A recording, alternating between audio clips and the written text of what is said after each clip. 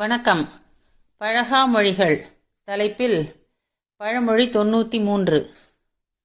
இது என் குலாச்சாரம், இது என் வயிற்று ஆச்சாரம். சுவையான பழமொழி இது. ஒவ்வொரு குலத்திற்கும் என்று ஒரு ஆச்சாரம் உண்டு. ஆச்சாரம் என்றால் கடைபிடிக்க வேண்டிய ஒழுக்கம் என்று பொருள். ஆனால் நடைமுறை வாழ்க்கையில் அதை கடைபிடிக்க முடியாமல் வயிற்று பிழைப்பிற்காக வழிமுறை மாறினால் நாம் ஆச்சாரத்தை விட்டுவிட்டோம் என்பார்கள். எடுத்துக்காட்டாக, இறைச்சி சாப்பிடாத ஒருவர் தோல் தொழில் செய்வது போல, வட்டிக்கு பணத்தை விட்டு பிழைப்பது தவறு என்னும் பொழுது வட்டிக்கடை நடத்துவது போன்று சொல்லிக்கொண்டே போகலாம்.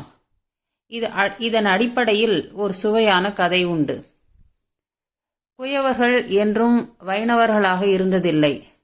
ஒரு சமயம் ஒரு வைணவ தலத்தில் அங்கு இருந்த குயவர்கள் எல்லோரும் நெற்றியில் நாமம் தரிக்க வேண்டும் என்று கட்டாயப்படுத்தப்பட்டனர்.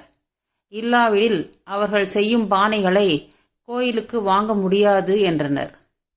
புத்திசாலி குயவன் ஒருவர் நெற்றியில் திருநீரும் வயிற்றில் நாமமும் அணிந்து கொண்டார்.